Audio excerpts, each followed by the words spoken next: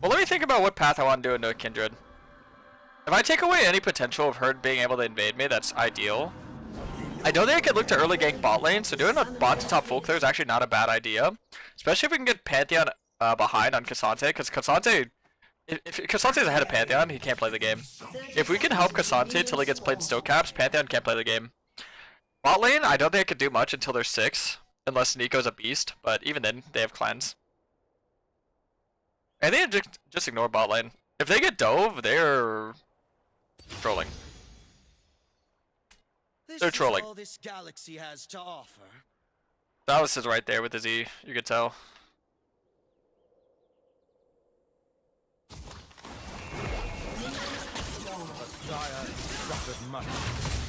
Get in my way. You suffer more. Jesus.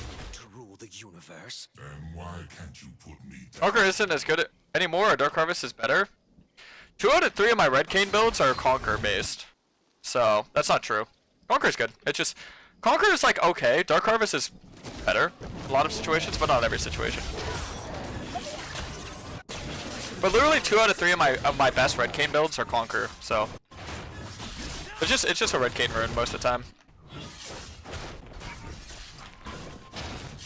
I know this might sound autistic, but I actually fuck up my clear a lot whenever I get a leash. Because like I'm so used to the HP being at a specific like specific amount, so I know when to like hop camps, I know when to smite over. But if I get a leash, it throws off the entire trajectory of my camp clearing. Like I wind up clearing at the same speed, but I wind up doing it more awkward.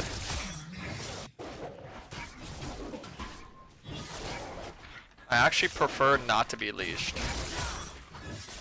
But it's like one of those things that's like, it's like polite for me to just be thankful of, so I don't complain. So you're the voice of all. It's polite. Very weird game, considering Kindred's pathing up. After she died early, I guess she just ran to whatever camp she thought she could get to quickest, but extremely awkward. I guess she assumes bot's not going to be gankable and thought maybe she could play for a 2v2 in top. You know what's unfortunate as a streamer that I don't really get to complain about a lot is that a lot of the time when I stream, because I'm an informative streamer, even with 30-second delay, it's usually I'll say my game plan out loud, so if anyone were to be listening to my stream on the enemy team, they would easily know how to counter my game plan.